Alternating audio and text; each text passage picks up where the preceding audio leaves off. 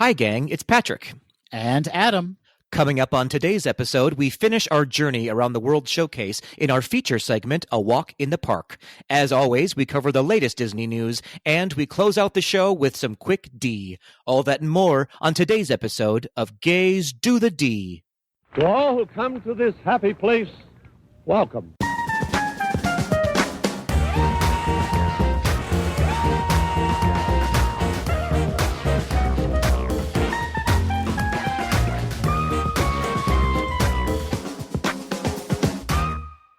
Adam, tie-dye, Hummel.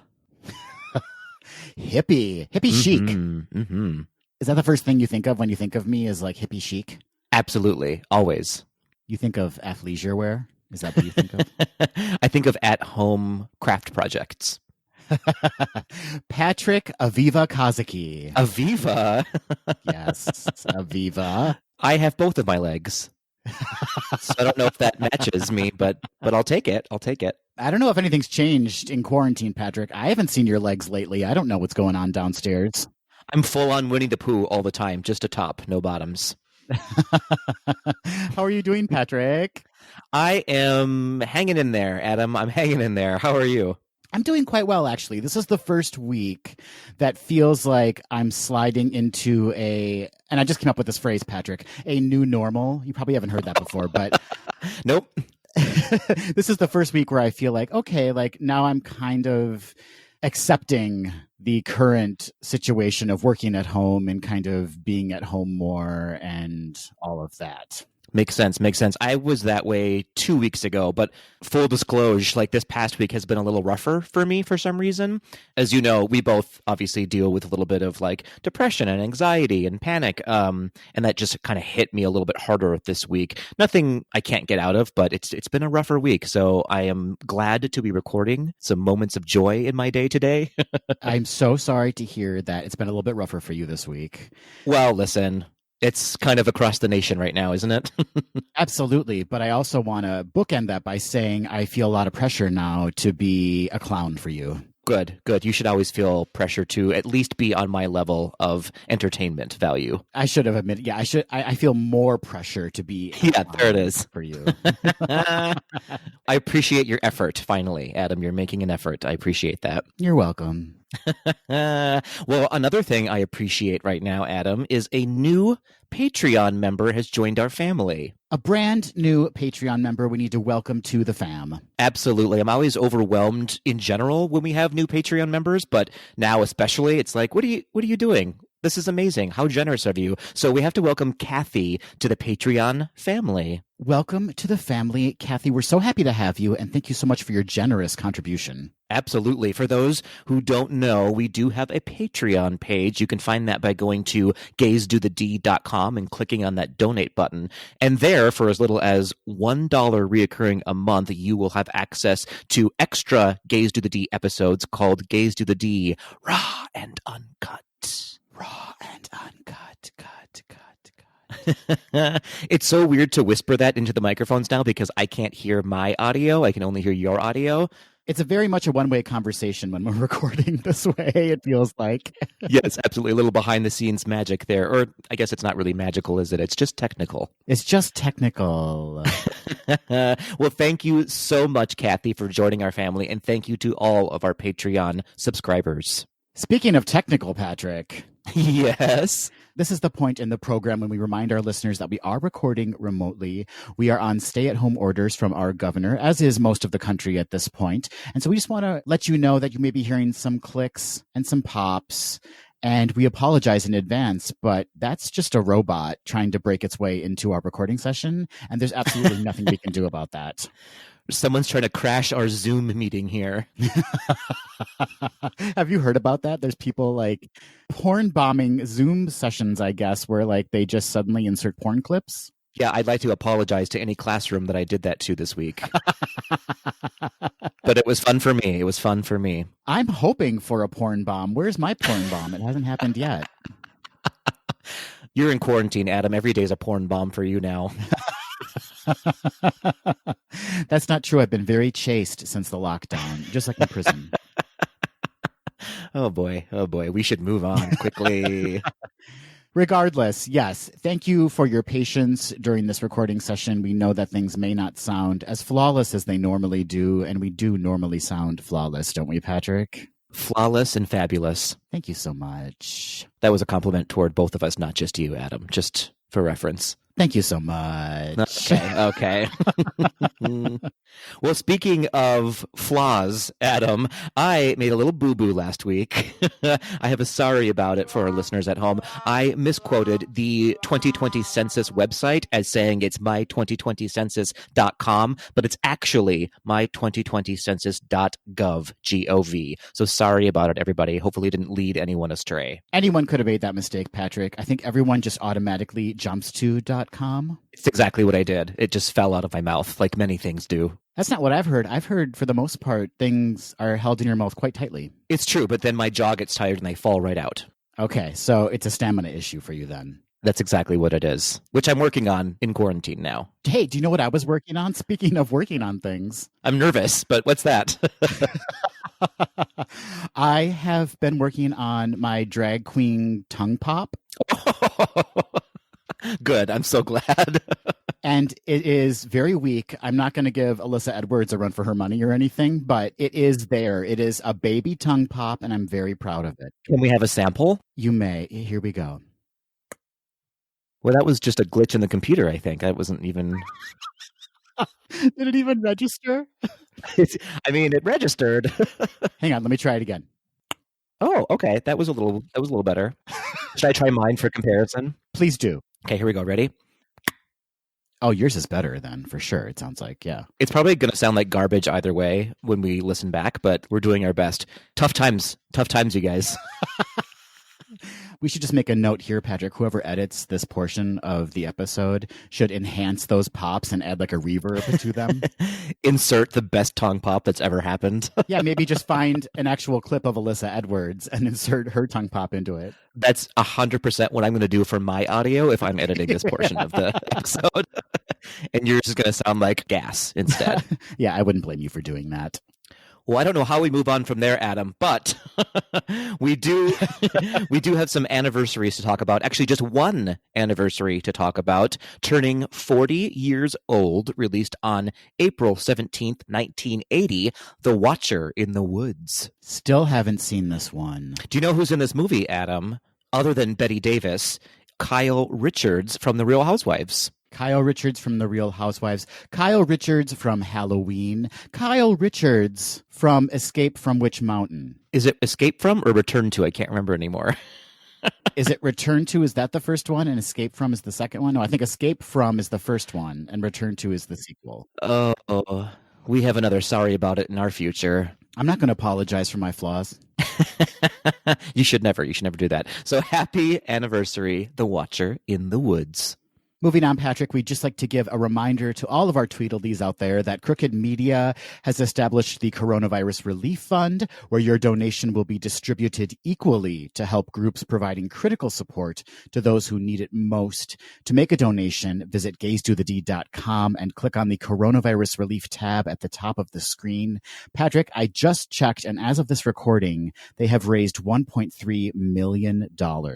It's absolutely incredible. I am loving seeing all that money pour into this amazing organization that goes to many amazing organizations. Yeah, your donation goes to support so many worthy organizations that are doing so much good right now in getting food and financial aid to people who truly need it.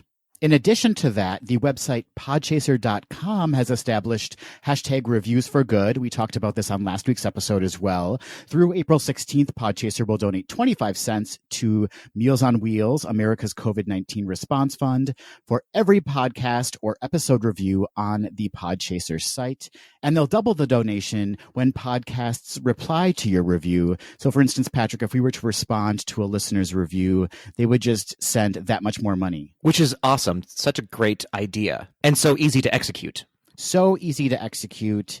To leave a review and help make a difference, visit podchaser.com. I feel like we should put that on our Instagram story just to lead more people to find that really easy way to contribute to the community. That is an excellent suggestion, Patrick. We will absolutely add it to our Instagram. I'm thinking me and you, split screen, a gauzy filter. Maybe we're wearing some caftans and a turban. Something simple, something elegant. Very season 1 of RuPaul's Drag Race. Yes. I don't want you to be able to discern any features on our face. Nope, absolutely not. Before we jump into the news, Adam, we should celebrate that jumping rabbit, the Easter bunny. Are you doing anything to celebrate Easter this Sunday? Yes, Matthew and I are actually going to be reenacting the scene where the rabbit pulled back that rock and then hopped out from the cave. Isn't that how the story goes? Isn't that what happened? And left little jelly beans along the way. That's right, which is Easter bunny poop. We should make that clear. Yes, it's exactly what it is. I'll look for that on your TikTok account then. Yes, that TikTok account I've established as a 40-year-old man.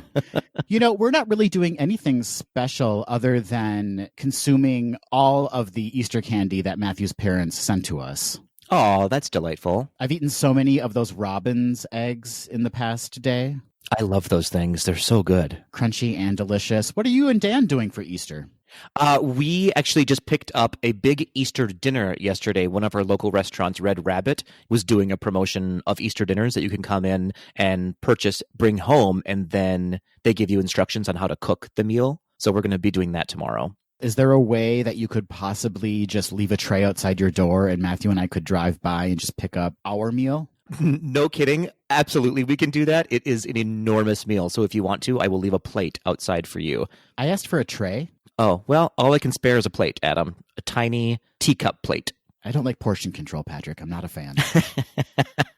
So we hope everyone had a fabulous Easter who celebrated. We also need to wish everyone a happy Passover who celebrated Passover. Are there any other celebrations we should mention, Patrick? Yeah, absolutely. Happy spring, everybody. Happy holidays. Happy stay at home. Happy, I don't even know what day it is right now, Adam. I'm not going to lie to you. We should also take this opportunity to wish everyone a happy news because we're going to be heading into the news, and that's certainly something to celebrate, is it not? Well, I'll tell you what I'm not going to celebrate, Adam, is your clumsy segue into the news. But this is what we have, folks. This is what we have. This is our quarantine best we're able to give you. Hashtag quarantine humor. Not the best.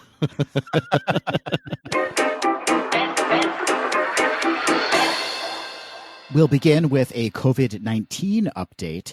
In an announcement made on April 6th, the Walt Disney Company announced that it was suspending Disney internships and programs effective April 18th. This announcement includes the Cultural Representative Program.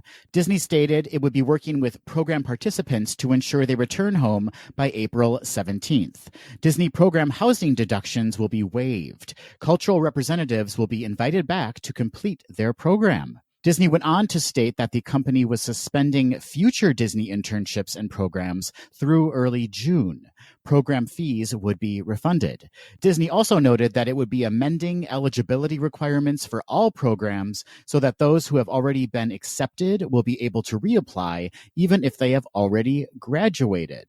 A mere 3 days later, signs that Disney internships and programs will endure, Disney Careers began accepting submissions for its Norway and Germany cultural representative programs at World Showcase in Epcot.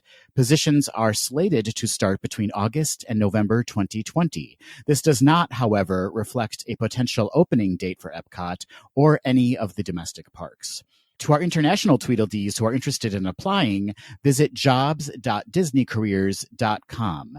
So, Patrick, a negative and a positive. We've got a sign that the virus is continuing to affect the Disney community, but also a sign that they're looking forward to the future in the hopes that things will get back to normal relatively quickly. Yeah, I think it sounds like they're trying to play it like most people are right now and assume that this will pass, hopefully sooner than later, and to proceed cautiously, but still proceed with optimism. Next, a number of cast member unions have reached agreements with the Walt Disney Company in the past week, including food and beverage, stage workers, and musicians unions. The agreements will maintain members' health insurance benefits coverage, educational support, and additional employee assistance programs during a temporary furlough effective April 19th. According to a statement made by Disney, quote, "These agreements provide an easier return to work when our community recovers from the impact of COVID-19. We are grateful to have worked together in good faith to help our cast members navigate these unprecedented times." Heading to the West Coast for an event update, the fourth and final night of Disneyland's Disneyland After Dark series of events, Villains Night, has been postponed. The sold-out after-hours event was scheduled to take place on Thursday, April 30th at Disney California Adventure. Disney has stated that it is, quote, "working on rescheduling options and hope to have more to share soon," end quote. For questions or to obtain a refund, call 714-781-4636. Patrick, this is so disappointing, I'm sure, to so many fans. It was a sold-out event, and everyone loves the Disney villains. For sure. I'm sure a lot of people are super upset by that, but it makes total sense. I mean, our stay-at-home policy here in Minnesota has been extended to May 4th, so I think obviously for the foreseeable future, events like this will be canceled, and I think we should all start to be blunt about it to just sort of settle into that reality for a bit. You sound like a villain saying that. I know. You're a villain, Patrick. You are a villain. Fair enough. My dreams have come true then. On to boats. Disney Cruise Line has extended departure cancellations through May 17th, 2020. Disney Wonder sailings to Alaska and Hawaii have been canceled through the end of June, and Disney Cruise Line is offering guests affected by all cancellations or that have moved or canceled their Alaska and Hawaii sailings between January 30th and April 5th the choice of a 125% future cruise credit to be used within 15 months of the original sale date or a full refund. For more information, visit disneycruise.com. And Adventures by Disney has also canceled all river cruises through June. For more information regarding these cancellations, visit adventuresbydisney.com. Lastly, in an April 7th, 2020 interview with Barron's, Disney Executive Chairman Bob Iger discussed how the coronavirus will change Disney's theme parks, movies, and streaming service, Disney+. When asked about reopening the parks, Iger stated, quote, "One of the things that we are discussing already is that in order to return to some semblance of normal, people will have to feel comfortable that they are safe. Some of that could come in the form, ultimately, of a vaccine, but in the absence of that, it could come from basically more scrutiny, more restrictions. Just as we now do bag checks for everybody that goes into our parks, it could be that at some point we add a component of that takes people's temperatures, as a for instance. So we've asked ourselves the question, let's prepare for a world where our customers demand that we scrutinize everybody, even if that creates a little bit of hardship, like it takes a bit longer for people to get in." For the full interview, visit barrons.com. So this is really interesting, Patrick. How do you feel about possibly having your temperature taken when you enter a Disney park? I guess my only question would be, is there an anal option? Shockingly enough, Bob Iger did not mention an anal option in his interview with Barron's. Yeah. But I believe it's still early enough in this process that it could be a separate line before you get into the park for an anal temperature check. Yeah, putting the ass in pass holder. Oh, okay. What? With millions of people around the world quarantined at home and bored out of their minds and contemplating drastic haircut decisions, Disney has responded with new and unique online content, from a virtual viewing of the Magic Happens parade to new animated Olaf shorts. You can now view all of this content in one place by visiting the newly launched website DisneyMagicMoments.com. This free site will serve as a central hub for stories, videos, and activities from Disney, Pixar, Star Wars, Marvel, and National Geographic. Just a few of the amazing pieces of content are Storytime, where Disney celebrities like Daisy Ridley and Ginnifer Goodwin read children's books to you. There's animation classes with Disney artists where you can learn how to draw classic Disney characters, and Get Up and Go, a wellness and fitness program encouraging active lifestyles through dance inspired by Disney's Broadway shows. Now, these are just some of the many options available. Another offering with more of an education twist is the newly launched National Geographic site, Nat Geo at Home. This site is also free and contains science-forward lessons, activities, games, quizzes, and videos. There is also a Learn at Home portal with a collection of K through 12 content organized by grade with lessons centered around social studies, geography, and science. To visit these sites and to lose an entire day, head over to DisneyMagicMoments.com and NationalGeographic.com. I'm intrigued by the get up and go option with the Broadway dance numbers. It's super cute. I haven't taken the class, but I think I might have to start doing that. Is it led by male Broadway dancers in only dance belts? Half of that is true. So that means that we see women in dance belts? That's exactly what I mean. All right, I'll take it. Desperate times. Disney Plus, which recently surpassed 50 million subscribers worldwide, has announced a new series coming to the streaming service, Prop Culture.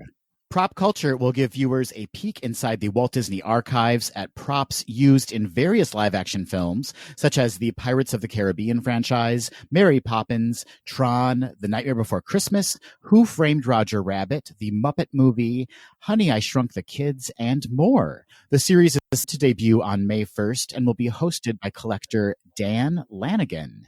Patrick, this is right up my alley, and I think very in line with the Imagineering story. People are going to go nuts for this because they love seeing those kind of vintage Hollywood movie props. Yes, it is also right up my back alley. I love sort of the behind-the-scenes looks at things. Yes. What? Are you offended by the phrase behind the scenes? I find it incredibly offensive. Everything should be in front of the scenes, Patrick. I want full transparency. Ed Catmull and Pat Hanrahan, two of Pixar's first employees, have recently been awarded the Association for Computing Machinery's AM Turing Prize for their contributions to 3D graphics and CGI filmmaking. The award is named after British mathematician and computer scientist Alan M. Turing and is often referred to as the Nobel Prize of Computing. The two men will share the award along with the $1 million cash prize. In 1986, Catmull was named president of the newly named Pixar by Steve Jobs. One of his first hires was Pat Hanrahan. The two developed a new graphics system named RenderMan, which allowed curved shapes to be rendered with realistic material properties and lighting. The RenderMan system was pivotal in launching Pixar's stream of blockbuster hits, starting with Toy Story in 1995. The system was also licensed to other companies and was used in 44 films nominated for an Oscar in the visual effects category, including The Lord of the Rings, Beauty and the Beast, Avatar, and Titanic. In announcing the award, ACM said Ed Catmull and Pat Hanrahan have fundamentally influenced the field of computer graphics through conceptual innovation and contributions to both software and hardware. Their work has had a revolutionary impact on filmmaking, leading to a new genre of entirely computer-animated feature films, beginning 25 years ago with Toy Story and continuing to the present day. The two will officially be presented with the award at the annual ACM Awards banquet this June. This is so well-deserved, Patrick, and I think it's a real credit to them that when we go to the movies now and see these computer-animated films, we're often not thinking about the amount of work that goes beyond it. We're truly invested in the storytelling. That just speaks to the level of detail that they've established and the kind of technical prowess that they've achieved, in that we're not aware of that anymore, right? We're just fully invested in the story. We're not necessarily thinking about all of the zeros and ones behind what they've created on the screen. Absolutely. It's incredible to think about how these two men and their team sort of changed the movies as we know it today. On the flip side of that, we have them to blame for the live action Dumbo.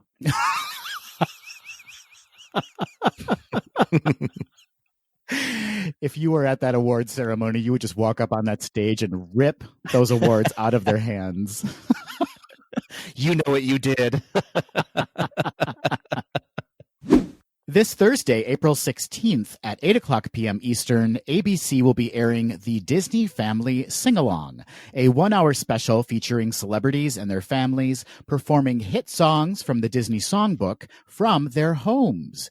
Ryan Seacrest will host the special, featuring appearances by Josh Gad, John Stamos, recently out Auli'i Cravalho. Welcome to the LGBTQ fam, Auli'i. Yas! Christina Aguilera, Kristen Chenoweth, Michael Bublé, Jordan Fisher, Derek and Julianne Hough, those Hough siblings, can't get enough of them, Carrie Ann Inaba, Little Big Town, Kenny Ortega, Donny Osmond, and Amber Riley. According to D23.com, the show will also feature an animated character to guide the on-screen lyrics when audiences can follow along with their favorite celebrities as they sing songs from Disney classics, including Beauty and the Beast, The Little Mermaid, and Toy Story, as well as recent titles such as Moana, Frozen, and High School Musical. Wow, that really slaps you right in the face when they say that Beauty and the Beast, The Little Mermaid, and Toy Story are not recent titles. Okay, Disney. It's reality, Adam. You got to step into reality. I'm young and beautiful. Okay. The special will also air PSAs with talent from across Walt Disney Television to raise awareness about feeding America's vast network and resources for people in the country who are finding themselves in unfamiliar circumstances and facing hunger for the first time due to COVID-19. Carrie Burke, president of ABC Entertainment, stated, quote, "If there's something that we've learned in the past few weeks, it's to cherish every moment and the importance of connection, whether through laughter, stories, or music. We hope that we can help create some new, unforgettable moments in everyone's home in a way that only the magic of Disney can," end quote. So, Patrick, a Zoom concert by Disney celebrities. This could be amazing, or it could be the biggest train wreck that's ever happened. I'm hoping for a little of column A, a little of column B. Yeah, same here. I'm actually hoping for some flaws in the armor there. Do you think Amber Riley is totally going to blow out Zoom's audio capability? Her computer's going to explode. Disney is taking aim at the 1973 animated Robin Hood for its next movie in line to get a remake. On board to direct is Carlos Lopez Estrada, who is well known for directing music videos, as well as 2018's Blind Spotting featuring David Diggs and Rafael Casal. Cary Granlund is set to write the script. Cary wrote 2019's Lady and the Tramp for Disney+.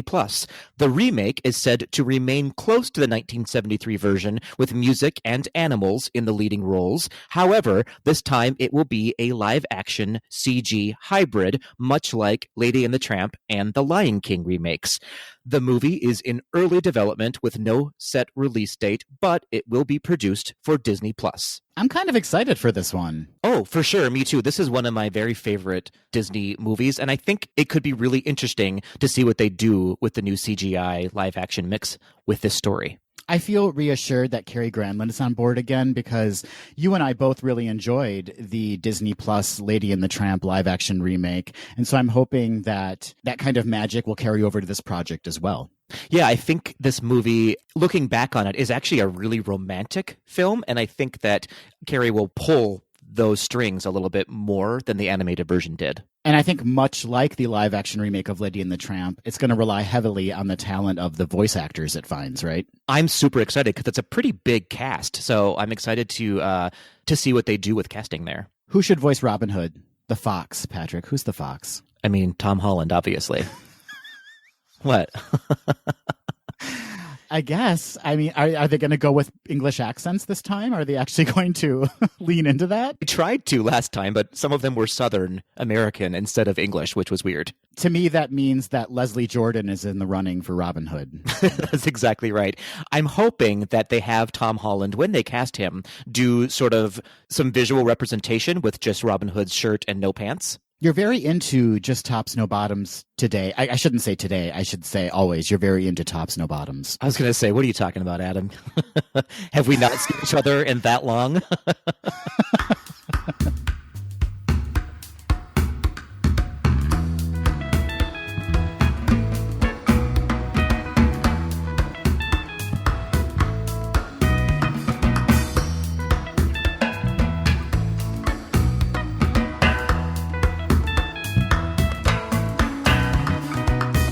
Hey, Adam. Hey, Patrick.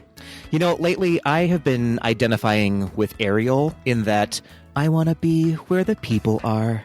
Oh, that's so sweet. You know what I mean? Yeah, mentally, for sure, but physically, no, far off the mark. I still want to, but I don't, want to have the repercussions of that. I meant just looks-wise. Oh, wow. You don't identify with Ariel. I think I look rather fetching in a seashell bra. Well, Adam, since we can't be where the people are, I thought, why don't we complete our virtual walk in the park of Epcot's World Showcase? I love this idea, Patrick. Well, good, because that's what we're doing today. It is good because I actually have a bunch of notes about it, too. So I'm glad I came prepared. For those listeners who might not know, we completed part 1 of our virtual walk around World Showcase back in episode 75. And Patrick, that was back in mid-February when the world was a very different place. That seems like 13 years ago. Doesn't it? Oh, man. Time is irrelevant now, I feel like. It's all just one big blur. And during that part 1 of our walk, we took Patrick's way, I put that in air quotes, around World Showcase. So we started in Canada. We worked our way through the UK, France, Morocco, and Japan pavilions. The sensible way. Disagree, but, that's one of the reasons why our podcast is so engaging. We have two minds represented here. It's true. I'm so glad that we are quarantined. Otherwise, I would have reached across the table and slapped you. I felt a virtual slap from you, so mission accomplished. Good. Well, Adam, I believe we left off in the Japan Pavilion, which means that you are starting us off today with the next pavilion in line, the American Pavilion. That's right, Patrick. Let's go on an adventure. An American adventure. Ooh. That's what the pavilion is actually called, the American Adventure. Not everyone knows that, but most people refer to it as the U.S. Pavilion or the American Pavilion. I think most people call it the American Pavilion, actually. I would agree with that. It is an opening day pavilion. It opened on October 1st, 1982, and it is the host pavilion in the World Showcase. It is colonial American themed, and it is a 5-story building that uses forced perspective to appear to be a 2.5-story building. 5 stories, Patrick. Can you believe that? Looking at that, I would never guess. It does not look like that for sure. Well done, Disney Imagineers. You fooled us all. You know, Patrick, as I was starting to make notes on this pavilion, I thought this is going to be a relatively quick walk through this part of World Showcase. I don't often spend a lot of time here, apart from seeing the show once in a while, but there's actually quite a lot going on in this pavilion. I was surprised how much is actually happening on any given day. Yeah, it's pretty massive, but as you said, I actually don't spend much time there either. It's not high on my list of places to stop in the World Showcase. Right. It's just not the most exotic or interesting to us, right? Correct. We don't feel as transported, but as I said, there's a lot going on. For instance, as far as attractions and experiences go, there is the American Adventure, which is the name of the show, which is taking place in the American Adventure. It's an animatronic stage show that runs several times daily. It's hosted by Benjamin Franklin and Mark Twain and takes guests on a trip through the United States history. The animatronic of Mark Twain is voiced by actor John Anderson, who appeared in Alfred Hitchcock's Psycho as California Charlie, the used car salesman who helps Marion Crane. I thought that was so interesting. And even more interesting, Benjamin Franklin is voiced by actor Dallas McKennon, who also appeared in an Alfred Hitchcock film, The Birds. So there's a weird connection there.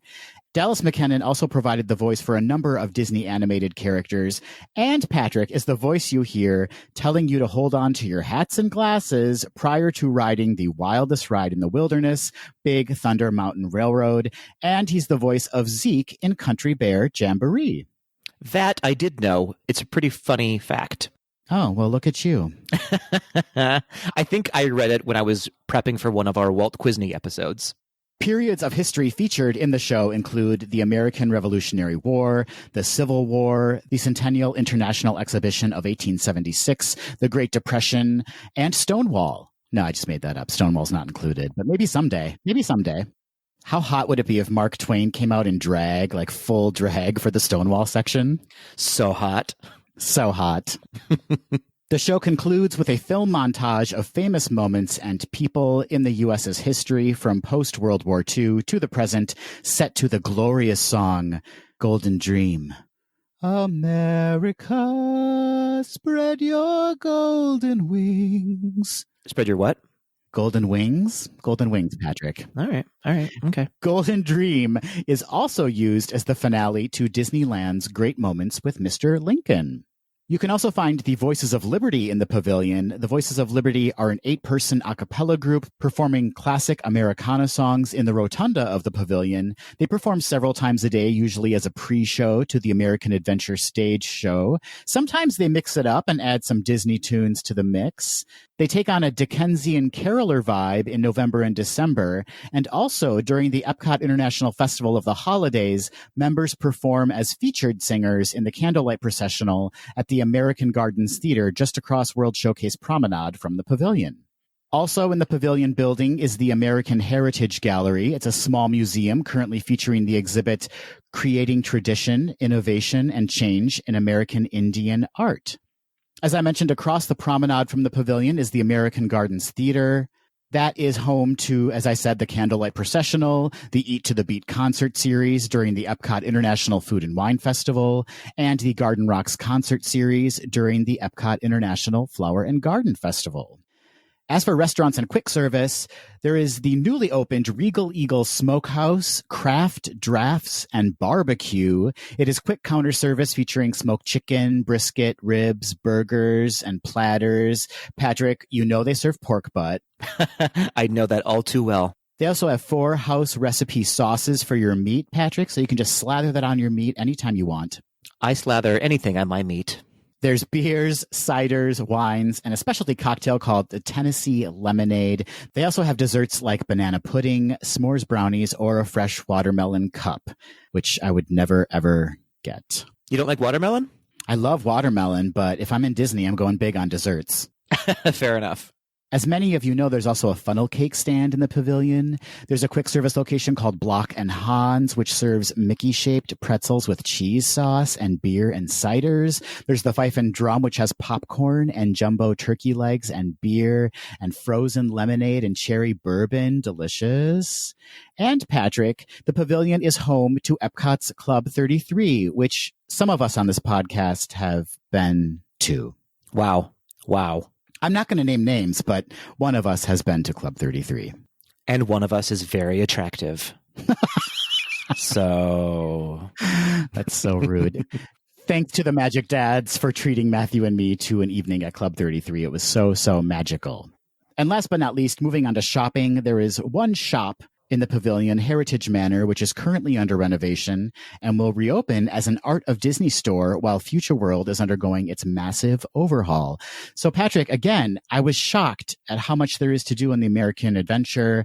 I just wasn't aware because I just do not spend enough time exploring that pavilion. Yeah, it is a really big area, but it's also very specific in like its time. Do you know what I mean? Like if you're going for a colonial American experience, then this is a place for you. But that's kind of it as far as its theming.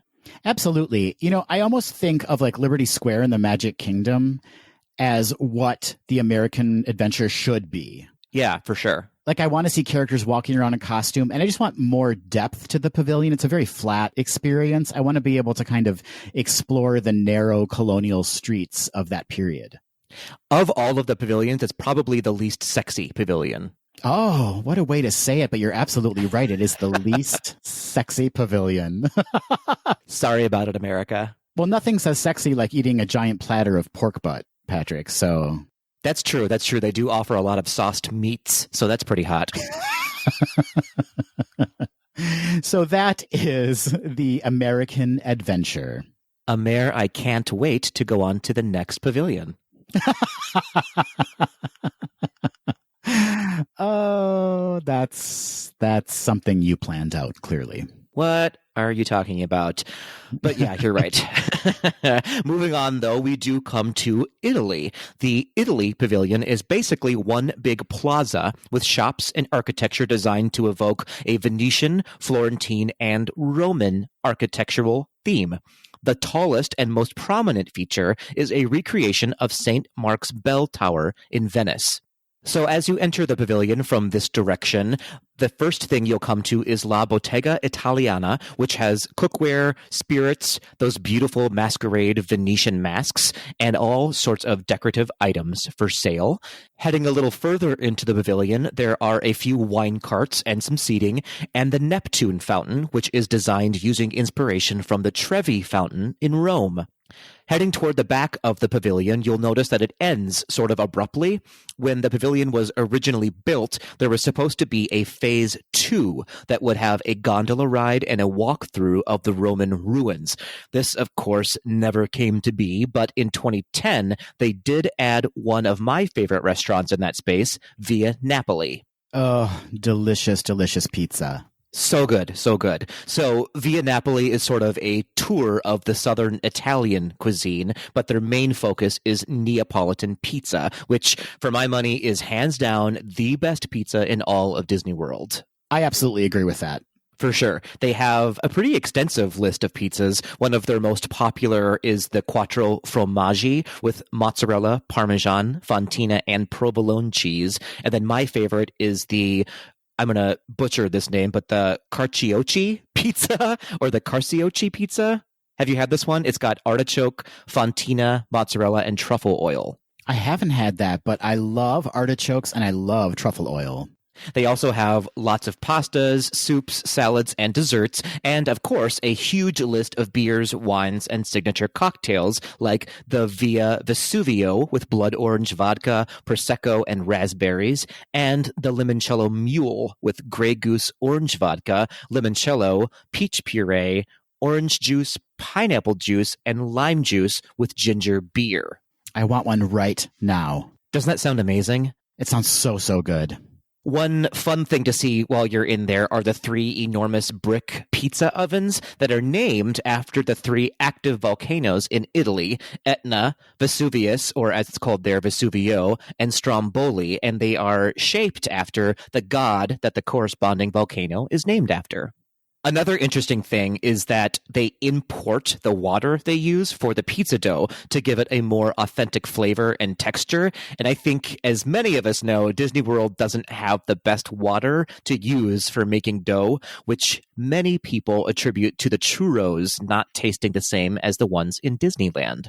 Oh, that's interesting. I've never thought about that, but that totally makes sense. I was reading that and I was like, oh, 100%. That's probably why the churros aren't as up to par as they are in Disneyland.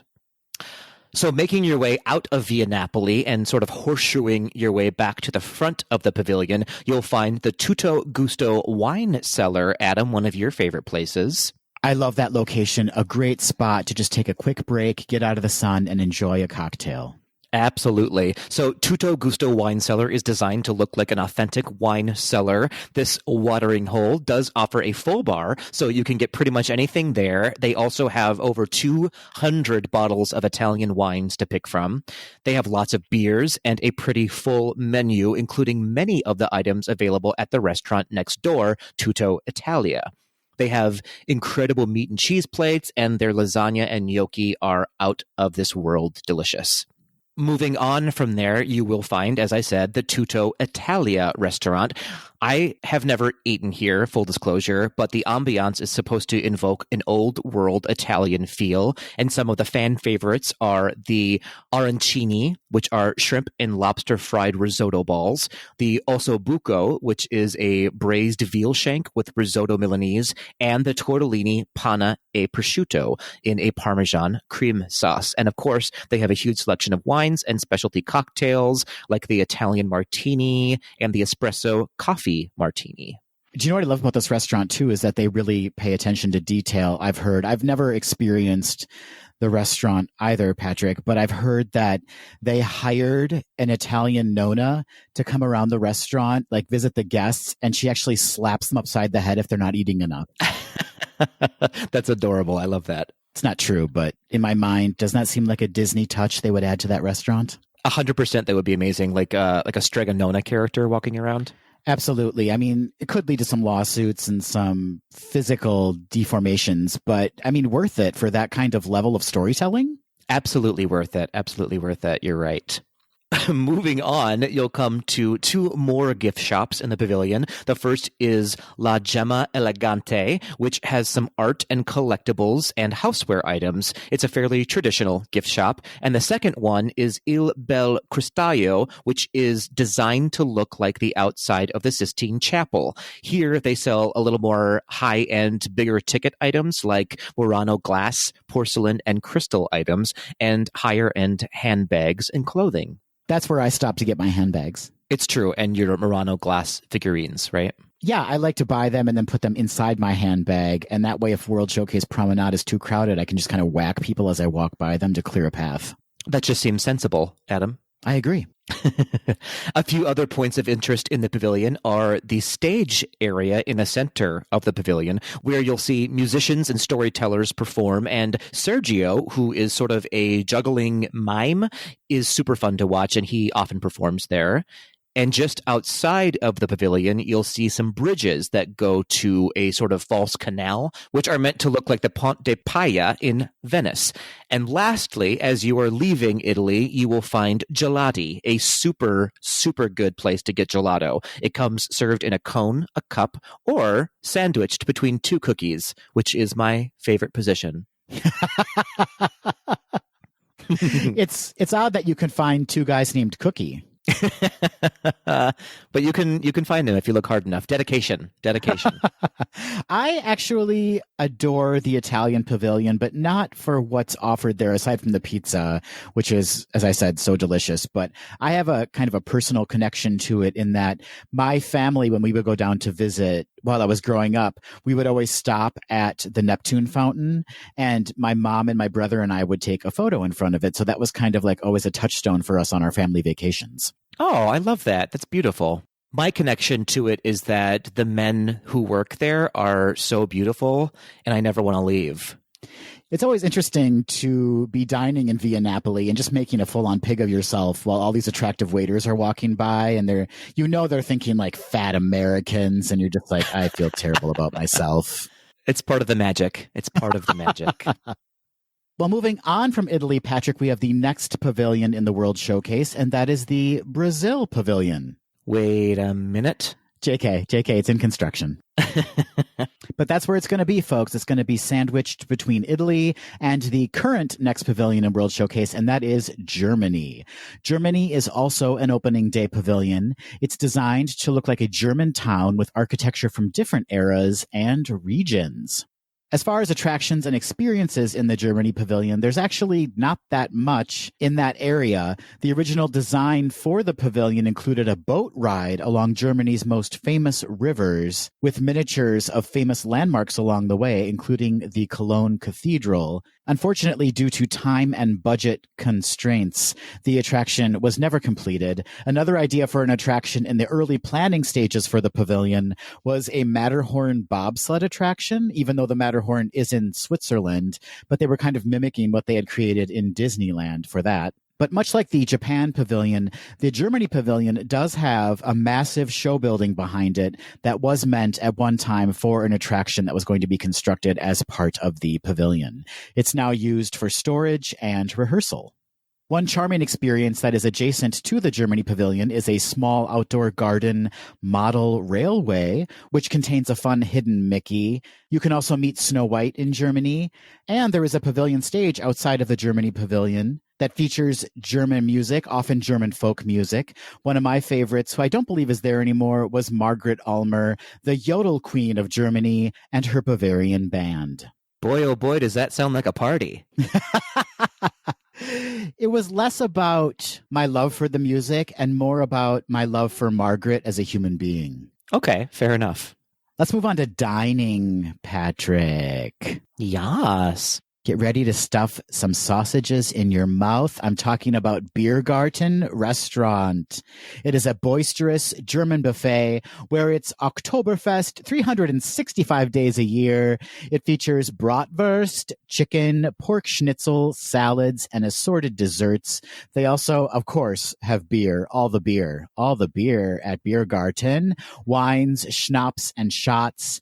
As we mentioned previously on the podcast, Biergarten restaurant features communal tables. That means you may be dining with strangers. So if that's not your jam, you may not want to dine at Biergarten. But the restaurant does feature an Papa German folk band and a dance floor. So you can stuff your mouth full of Wiener Schnitzel and then boogie it out on the dance floor. Do you think they're called the Papas and the Mamas? Oh, that's what they should be called. Right? A lot of our younger listeners will have no idea what that means. I would invite those younger listeners then to educate themselves. Get yourself into some Mama Cass. Dive right into her, choked on a ham sandwich. In the Germany Pavilion. Oddly enough, in the Germany Pavilion. None of that is true. No, it's not. Do not take our word for any of this. There is also a quick service location in the Germany Pavilion called Summerfest. They serve bratwurst, Frankfurter, Nudelgratin, potato salad, apple strudel with vanilla sauce, yum, and Black Forest cake. I do not need cherries on my chocolate cake. Thank you very much. Oh, I love Black Forest cake. It's one of my favorites. Well, then you can order that, can't you, Patrick? I will, Adam. Okay, I'm going to definitely get the apple strudel with vanilla sauce. That sounds amazing. Well, you have a good day with that. They also, oddly enough, serve beer at Summerfest, and they also have wine. This is where you can pick up the very famous and much beloved Schafferhofer Pink Grapefruit Hefeweizen. It's really good. I'm not normally a beer drinker, but it is very refreshing on a hot day. Very refreshing. I need a fruitier beer. Do you know what I'm saying, Patrick? I need it to be a little fruity, just like me. This one is the gayest of all the beers, I think. I know I shouldn't feel a sense of pride, and I know you're kind of trying to put me down, but I feel really proud to be drinking the gayest of all the beers. You should. No, that was not a dig, but no, it was. It was a dig, for sure. When I'm drinking the gayest of all the beers, am I the gayest of all the queers? No, I think Leslie Jordan holds that title. That is 2 Leslie Jordan references in this episode. We must protect him at all costs, people. He is a treasure. National treasure, Leslie Jordan. Let's talk about shopping in the German Pavilion. Okay, get ready because I'm going to mispronounce so many words right now. Shopping in the Germany Pavilion includes Glaskunst. I can see your Glaskunst right now, Adam. This is great, Patrick. I want you to just keep commenting on either my pronunciation or the word itself and what it means. Okay?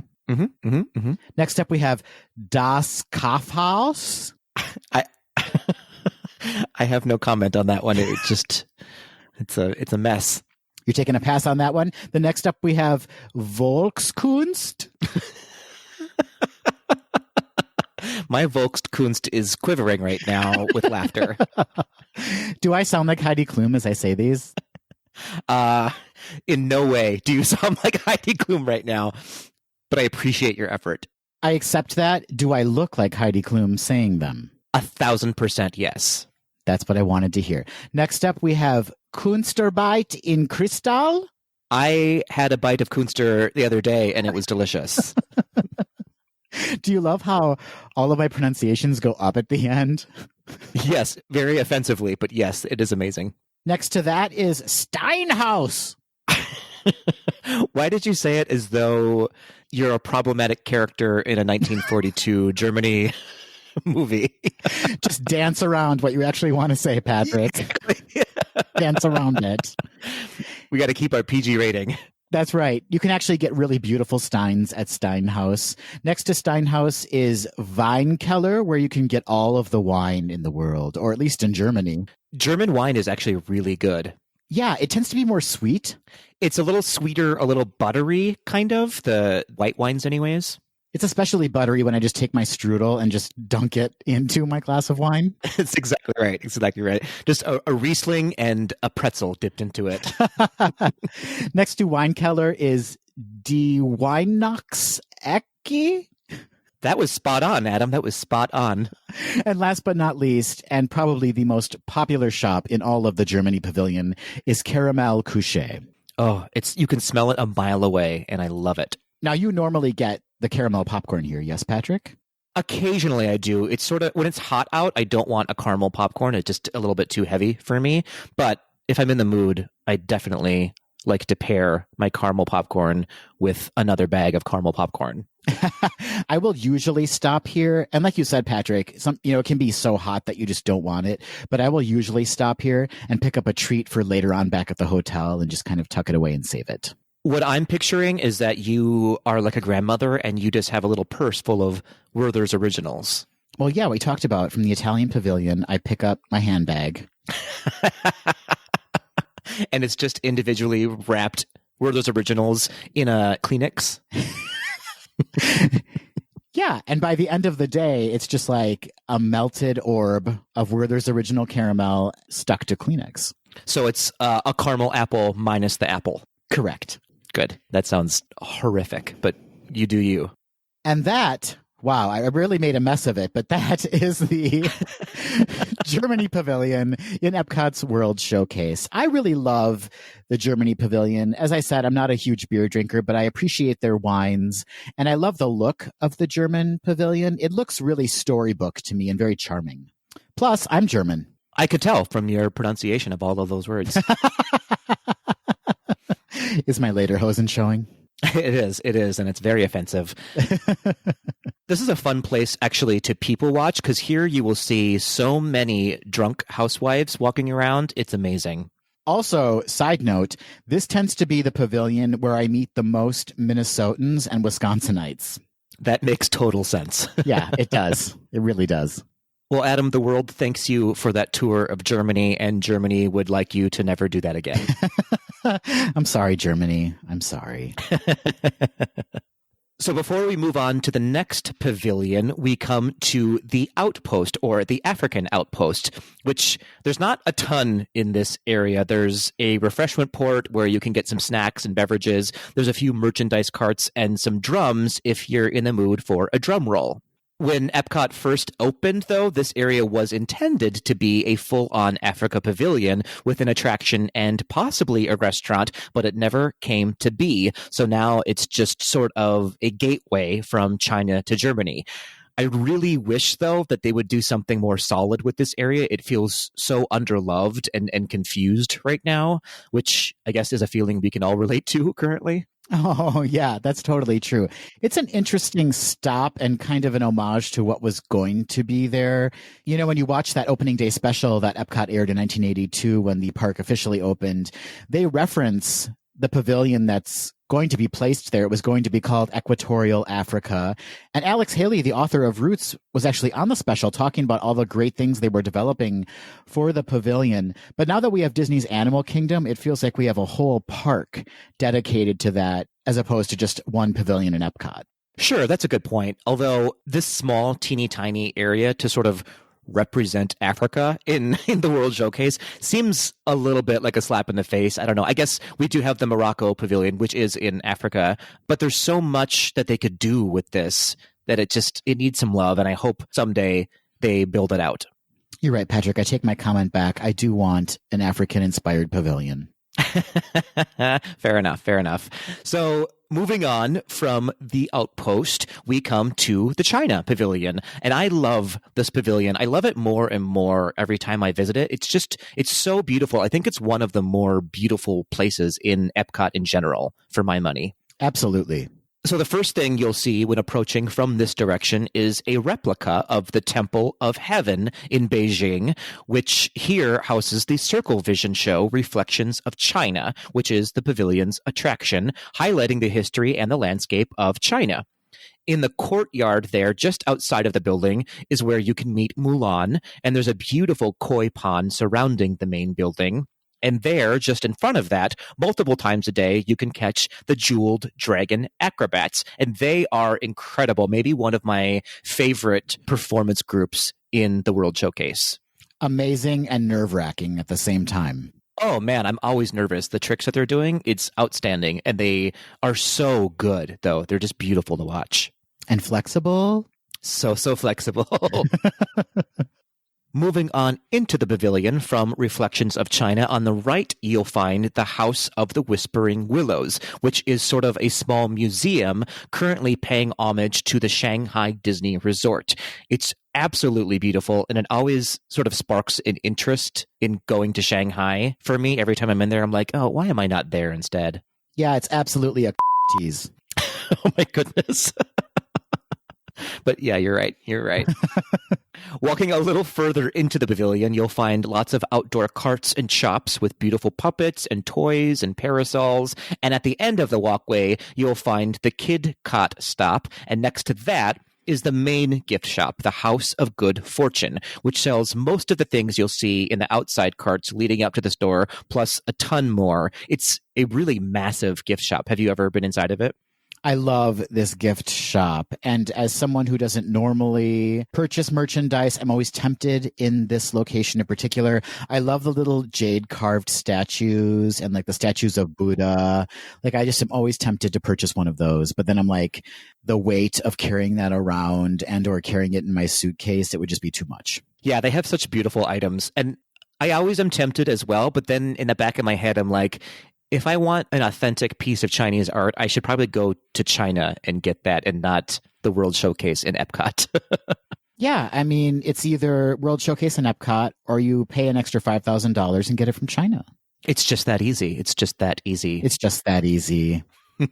So moving down from there are the two main restaurants in the pavilion. First up is the Lotus Blossom Cafe, which is a quick service featuring American Chinese meals like orange chicken or sweet and sour chicken. It's basically a Panda Express, which in my opinion is a little disappointing because it's fine, the food is fine, but it's not something that you can't get at your neighborhood Chinese quote unquote restaurant if you live in the United States. This restaurant may as well be in the American Pavilion. That's a really good point, Patrick. Although I will say, once you've had a few margaritas in Mexico, which we'll get to, maybe by the time you hit the China Pavilion, you want like a greasy egg roll with some plum wine. That's fair. That's fair. So it's very aptly placed, but you're absolutely right. It is kind of like a Panda Express. Right, for sure. And then just down the way from there is their sit-down restaurant, Nine Dragons. Now, again, full disclosure, I have not eaten here. I have popped in, and it's really beautiful, and it smells amazing. The menu says that it features traditional Cantonese, Mongolian, Szechuan, and Hunan dishes with, quote, a twist. Now, whether or not this is actual traditional food is not for me to say. I've never been to China, so perhaps one of our Tweedledees out there who knows for sure can weigh in on that claim. I actually have dined here once. Oh. And again, it's very much like an Americanized version of Chinese food. At least that's what I believe it to be. Yeah, that's what I assumed it would be. But I will say that we thoroughly enjoyed our appetizers. Our entrees, not so much. Oh, okay. Based on my readings, what I do know is that some of the fan favorites here are the pork belly bao buns, the spicy honey crispy chicken, and the spicy mala chicken. Now, on the dessert menu, they have a Chinese ginger cake, which sounds amazing, but they also have banana cheesecake egg rolls, which I can't imagine are a traditional Chinese dessert. No, they go back several dynasties, Patrick. Is that right? Is that right? Okay. Yeah. Well, Yeah. Who am I to say? Who am I to say? Or I guess as Mulan would say, Hua am I to say? Oh. You like that? I hope that Daniel likes it. That was for you, Daniel. That was for you. They also have wine and beer and specialty cocktails like the Ginger Zinger with ginger liqueur, rum, ginger ale, and a lemon twist, or the Shanghai Fusion with rum, cherry brandy, plum wine, grapefruit juice, and pineapple juice. And the prices here aren't terrible. I guess they're about $35 a person for an entree. So you said you liked it. You weren't super impressed by it, but you enjoyed it at least? It was fine. But again, it was on par with what you could probably get at your local Chinese restaurant in your hometown. Yeah, fair enough. Fair enough. So as you leave the pavilion, or if you're entering from here, you'll pass under the beautiful Chinese gate. And right across from there is the Joy of Tea, which serves some snacks, but specializes, of course, in tea, like the bubble milk tea, iced teas, and hot teas, and their specialty cocktails. One fan favorite that I have to try out is the Tipsy Ducks in Love, which has bourbon coffee, black tea, cream, and chocolate syrup, which sounds like a nightmare, but people swear by this drink. I think it sounds amazing. I just never want it on a super hot day, and it's always hot when I'm there. Yeah, fair enough. A fun fact about this pavilion is that they shot part of the music video for Christina Aguilera's version of Reflection here. I was cut from that video, but if you see the director's cut of the video, I actually make an appearance. You see me holding out a park map in the background, and I'm like, where do I get those buns? Where do I go? That sounds right. That sounds right. This was before Christina Aguilera had any power or say in how her music videos were. Yeah, there was no one cordoning off that section of the pavilion. She had no control. I was just legitimately lost in the background. But I was wearing a crop top and some parachute pants in the style of the 90s. Oh, that sounds horrifying. I understand why it didn't make the cut. I love the China Pavilion, Patrick. I think this is one of the pavilions, like Morocco, that is most beautiful at night. Just the lighting on those beautiful colors. It's stunning. Yeah, I always forget about it until I'm in it. And then I'm like, oh yeah, this is actually a really stunning location. Yes, I always spend quite a bit of time exploring the China Pavilion, and I'm super excited to see the new Circle Vision show. Oh yeah, same here.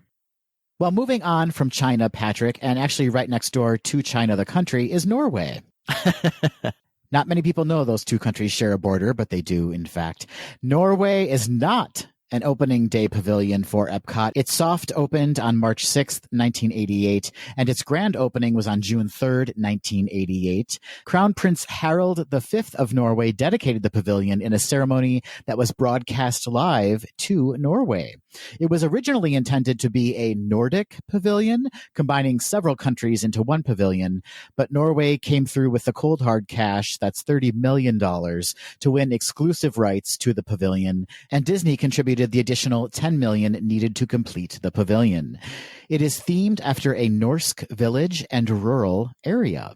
As far as attractions and experiences in the pavilion, we have, of course, Patrick, Frozen Ever After, which is probably the most sought-after World Showcase attraction, wouldn't you say, Patrick? Oh yeah, people go nuts for this ride. As we all know, it is a boat ride / dark ride to Elsa's Ice Palace and through Arendelle. It opened on June 21st, 2016. It was previously an attraction called Maelstrom.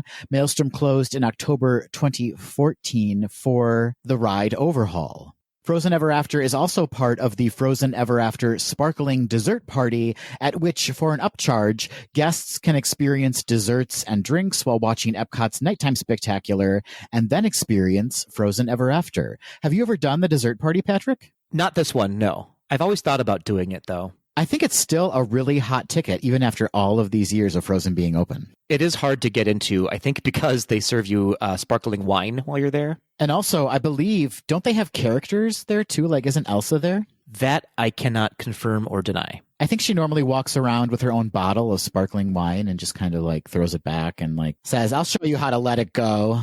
That I can confirm. Okay. Is it you?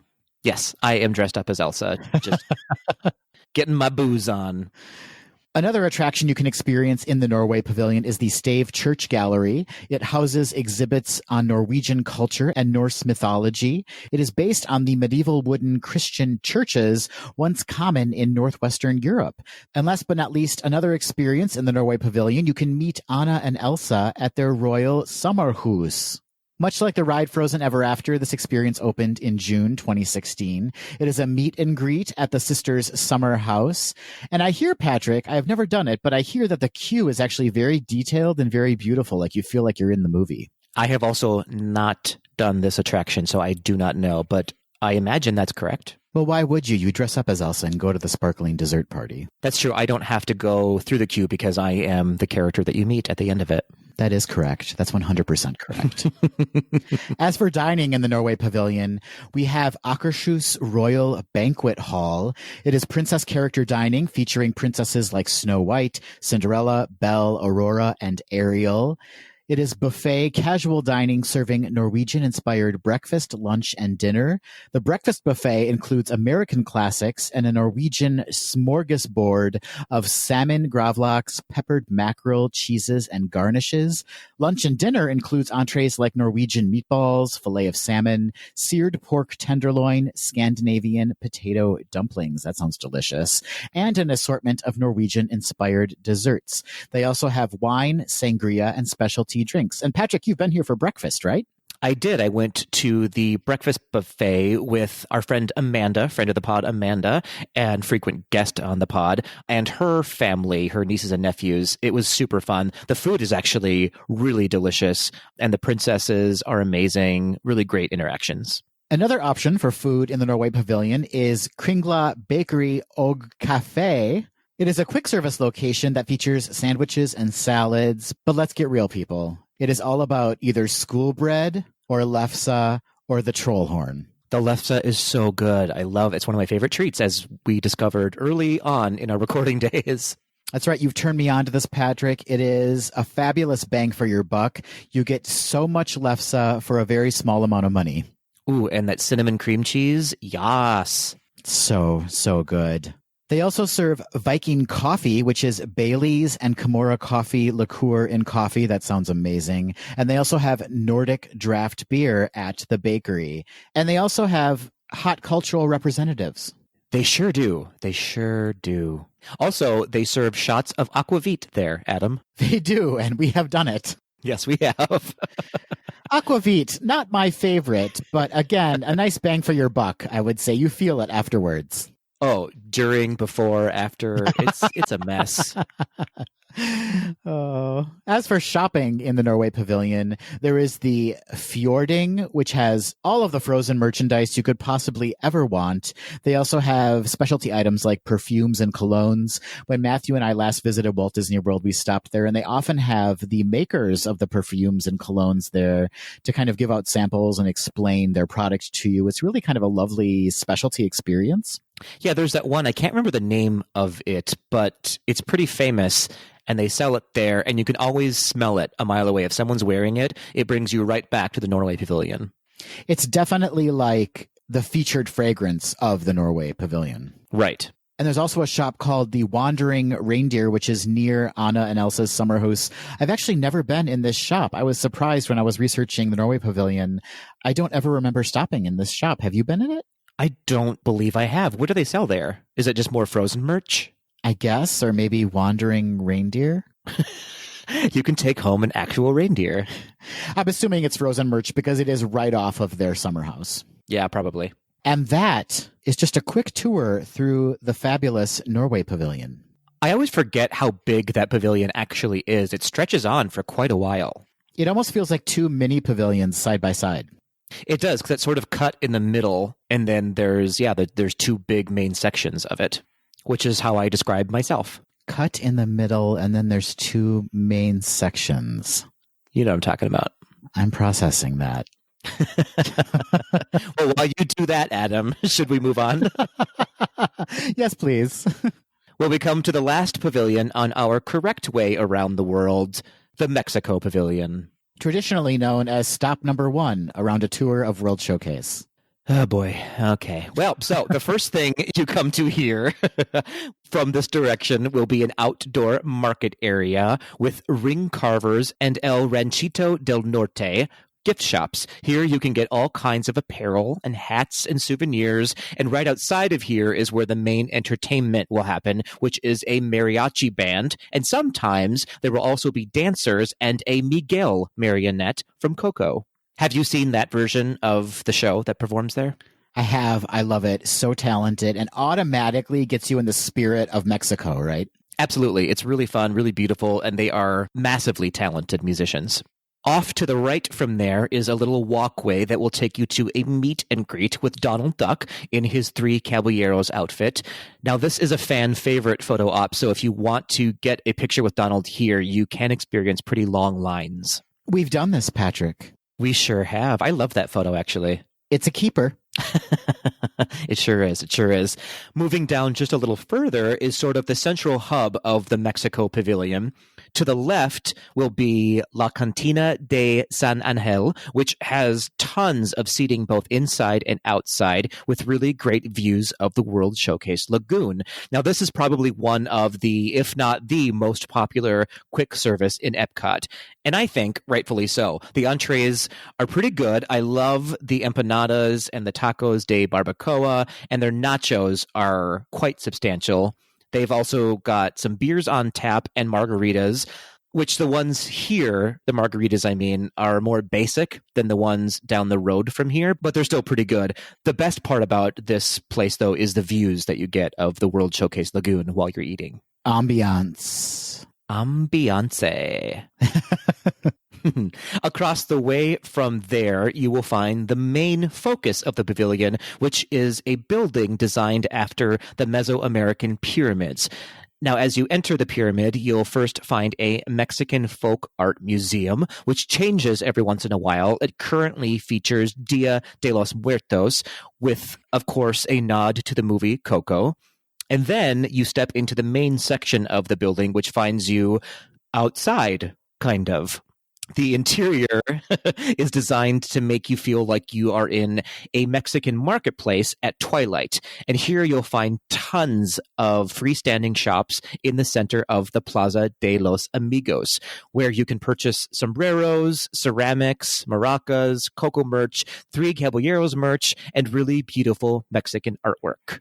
One of the more popular spots in this building is, of course, La Cava del Tequila, where they specialize in margaritas. And now, Adam, this was also one of your favorite watering holes. Is that right? It is. I love La Cava. It holds a special place in my heart and my liver. You and many other people. Some of the more popular margaritas here are the La Cava Avocado with tequila blanco, melon liqueur, fresh avocado, agave nectar, and lime juice, and also the Maelstrom with tequila bianco, mango puree, habanero peppers, blueberries, and basil with a chili powder rim. And then my favorite is the jalapeno margarita with tequila altos reposado, muddled jalapenos and cucumbers with lime juice, and agave nectar with a hibiscus salt rim. Delicious. Delicious all, minus the avocado mess. I don't need that in my life, but everything else is just so tasty. Fair enough, fair enough. They also have tequila flights and some specialty drinks like the Mexican Mule, and they also serve some light snacks like chips and guac. Just down from there is the pavilion's signature restaurant, the San Angel Inn restaurant. This is a sit-down location with some really beautiful atmosphere overlooking the Three Caballeros boat ride. It's basically the Mexico Pavilion version of the Blue Bayou in Disneyland, which overlooks the beginning of the Pirates of the Caribbean attraction. Again, full disclosure, I have not eaten here, but I do see a lot of mixed reviews about it. Most people I've talked to said it was fine, but they wouldn't make the effort to eat there again, if that makes sense. I've heard the same thing, probably comparable to an experience like Nine Dragons in the China Pavilion. It's just your very standard run-of-the-mill Mexican food. Absolutely. So the menu features items like the enchiladas del pollo, which are corn tortillas with chipotle chicken, and the tacos de carne with braised beef, poblano peppers, and onions with guacamole. So it's fairly standard food that you would find at a local Mexican restaurant in the United States. They, of course, also have beer and wine and specialty cocktails like the Piña Loca, which has ginger pineapple juice, mezcal, and chile liqueur. And they have the Wild One, which is a fan favorite, with spicy ancho verde chili liqueur, tequila, mango passion fruit puree, lime juice, and apple jack and ginger cordial. That sounds amazing. That would make me hiccup from the spices. That's true. That's true. It's a heartburn of a drink. And then, of course, the main attraction here is the Gran Fiesta Tour starring the Three Caballeros, which is a boat ride down the Rio Grande featuring some of the famous sites and cities in Mexico, like the Mayan Pyramid. And, of course, it features the Three Caballeros, Jose, Panchito, and Donald. And Donald is sort of lost in Mexico, and you have to help Jose and Panchito find him so they can put on a concert at the end of the ride. It's super cute. It's kind of like It's a Small World, but only set in Mexico. I love this attraction. Yeah, same here. I love it. It's simple, right? Like there's nothing really complicated about it. Mm-hmm. And maybe it's because I've had a margarita or two after I get on it. But I just find it to be such a relaxing, fun, joyful experience. It is. It's very relaxing. That being said, there are rumors flying that it will eventually turn into a Coco inspired ride, which, as I said, I do love this ride, but I would not be devastated if they changed it. Because I think with Coco, they stumbled on something that's a little more authentically Mexican, whereas the Three Caballeros are a little more stereotypical. So I wouldn't be heartbroken, but I would miss it a little bit. Samesies. I feel the same way. It would be phenomenal to see those lush cocoa colors throughout an attraction. It'd be beautiful. Exactly. And then last, but certainly not least, as you leave the pavilion, you will run into yet another place to get a margarita, because that is apparently all Mexico has to offer is margaritas. So this new stand is a fairly new location called Choza de Margarita, which means the Margarita Shack. And here you can get margaritas on the rocks, like the spicy blackberry margarita or the smoky pineapple margarita, or you can get frozen ones like the wild strawberry, the mango loco, or the classic lime. Or, a fun fact, it's not on the menu, but you can ask for the Winnie the Pooh margarita, which is a layered mix of the mango loco and the wild strawberry, which then looks like Winnie the Pooh. And you know the other reason why they call it Winnie the Pooh margarita? I don't. You drink it, you're going to lose your pants. You take your pants off. I should have seen that coming. And with that, Adam, is the end of the Mexico Pavilion. Oh, did I ruin it? I ruined it, didn't I? Actually, no, there is a fun fact about this pavilion. On top of the pyramid, there is a section where they sort of do the stage management of the light show on the World Showcase Lagoon. Yeah, that's where they kind of control the nighttime spectacular. And it obviously is a great choice because it gives prime viewing for the stage manager for the show. Absolutely. And it's one of my favorite places to watch the fireworks from, too, I think, is the Mexico Pavilion. I love the Mexico Pavilion. One of the main reasons I love it, aside from the fact that La Cava's on the inside of it, is that the inside looks like a movie set, right? Like we've talked about this with Morocco a little bit, but like I love when you go from an extreme sunny day to this like beautiful, dimly lit setting, and you just feel like you're on a soundstage. I love it. All the details, it's just so beautiful and really immerses you in that experience. For sure. You could spend a long time in that building alone just because it's so relaxing. At La Cava? Or you mean in the pavilion? Either or. Well, Patrick, that officially wraps up part 2 and our complete tour of Epcot's World Showcase. It has been a delightful walk in the park 6 feet apart, Adam.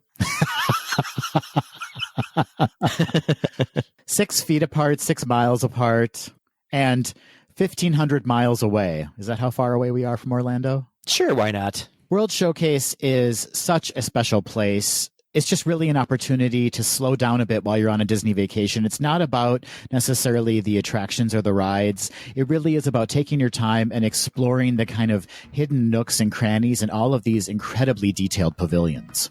That's right. I think a lot of people tend to buzz right through the World Showcase, and I guess pun intended, because they're just sort of like hopping from one bar to the next and getting their buzz on. Yeah. But I really recommend slowing down a little bit and really taking in the artwork and appreciate the time that these Imagineers have spent on building these amazing structures. It is easily a full day experience in itself. And you're absolutely right, Patrick. The time that the Imagineers have taken in building these structures and really tried to make things so authentic is not to be missed. Like, it's worth your time to explore each and every one of these pavilions and not only learn something important about the cultures represented, but also have some fun and, you know, have some cocktails too. That's part of the experience, right? That's absolutely right. I find something new, I think, every time I'm there that I had never seen before that has probably been there the entire time.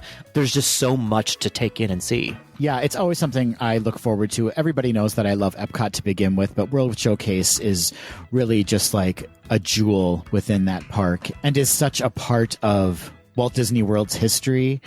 I truly love World Showcase. And I'm super excited for some of the changes that are heading our way, hopefully sooner than later. But I know when I can go back to Disney World, this will probably be one of my first stops, is the World Showcase. That's right. We've got Remy's Ratatouille Adventure coming. We've got the Brazil Pavilion coming. And the China Pavilion Circle Vision show has yet to arrive. So there's a lot to look forward to, a lot of new things coming to the World Showcase. So I'd like to know, Adam, some of our Tweedledee's favorite spots in the World Showcase. I would love to know, is there a favorite food or a favorite drink or just a favorite sit down and kick up your feet place that you love in the World Showcase? Yeah, as I mentioned at the top of this segment, you can go back to episode 75 and listen to part 1 of our Walk Around World Showcase. Comment on those pavilions that you truly love, or comment on what you love about the 6 pavilions we talked about today. You can do so by reaching out to us on social media. That's Instagram, Facebook, and Twitter at GDTD Podcast. Or you could always leave us a voice memo or an email at info@gazedothed.com. Patrick, if you could magically transport yourself to one pavilion right now, where would you go? Norway was the first one that came to my head. I don't know why. Lefse or the Boys? I think it's both. I think it's Lefse and the Boys, which is my new band.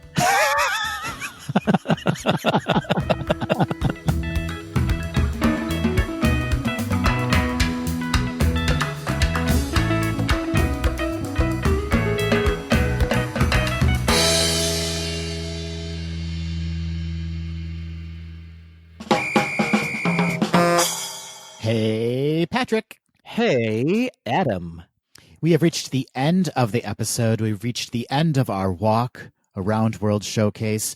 That means we need to take a break, take a load off, stop at La Cava, grab a margarita. An avocado margarita. Gross. You can have that. I'm just going to have a margarita with a double shot of tequila. Got it. And we're going to play some Quick D. Hooray! What a great day. What a fantastic day. It's been a beautiful day in the park. And now we're going to play some Quick D. For those listeners that don't know, Quick D is when Patrick and I ask each other a question we have not been privy to prior to recording, and we answer it off the cuff. This week's Quick D is Quick D Classic. That means we're just going to be answering that question, Patrick. And boy, oh boy, have I got a question for you, my friend. I'm so nervous and excited at the same time. You shouldn't be nervous because this is actually a question that you came up with. Uh-oh. That means it's sexual then. It does mean it's sexual. You're right. Back in episode 75, when we took our Walk Around World Showcase Part 1, you asked me which country of the first 5 that we discussed during that tour I would want to bang if that country was a person. I remember. I said Morocco because Mohammed, our waiter, was so fine. Mm-hmm. And now I'm going to throw that question right back in your beautiful face, Patrick, for part 2. So of the 6 pavilions we talked about today, which one would you want to bang if that pavilion was a person? This is a tough one because this second half of the World Showcase is so sexy. It is very, very sexy. Well, Adam, I'm going to eliminate the American Pavilion because I have already banged my way across the United States. Yeah.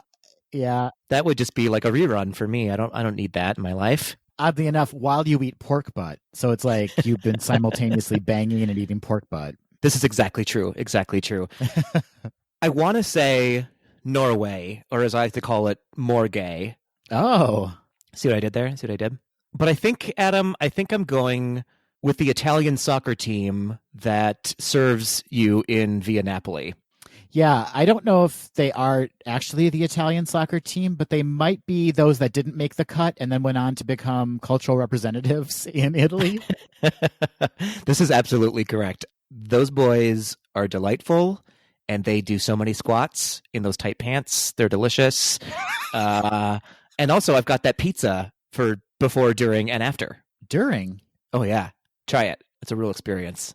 I'm not worried about me eating pizza in the middle of banging it out, but I am worried about how my Italian counterpart would view me. Oh, I can totally understand that, Adam, but when I'm doing the deed, it's not really about what they want. It's about what I want, and it's pizza and lovin'. Okay.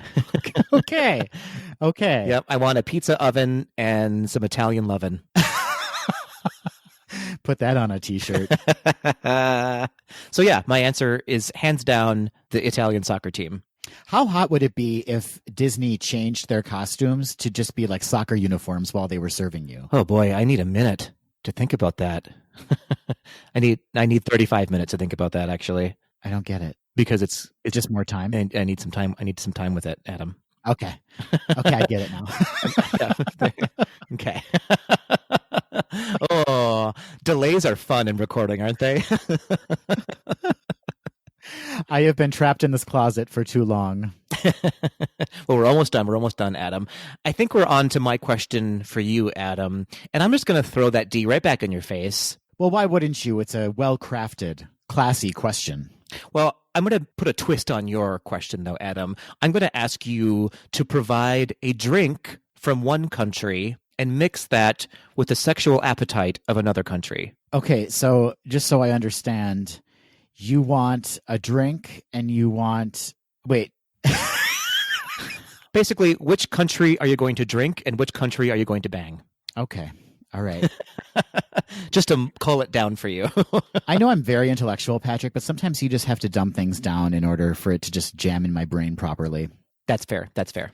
All right. So which country am I going to drink? I don't know if Mexico counts anymore because I feel like I have drunk all of Mexico. There's no more tequila left in the Mexico Pavilion. They have run dry in the Mexico Pavilion. So I think instead I'm going to go with Italy, your choice to drink. Ooh, good choice. Some Prosecco. Some Chianti. Some Chianti. Yeah, okay. I mean, who am I to poo-poo Chianti? I don't know. Who do you think you are, Adam? Jeez. I'll take all of the sparkling wines. I'll take all of the red wines. All of it. Just give me all of it. So I'm going to drink Italy, but I'm going to bang China. Is it because of the flexibility of the acrobats? It is 100% because of the flexibility of the acrobats, Patrick. Listen, that's a great answer. The contortions that could be accomplished? Oh boy, oh boy. Not by me, certainly. I just kind of like to lay there and just be incredibly still. But I could be like the balance beam, or I could be the chairs they're climbing up, or I could be, the medium by which they achieve their acrobatic feats. The balance beam. That's a new position. I haven't heard of that one before. It's very lazy, Patrick. It is very lazy. Got it.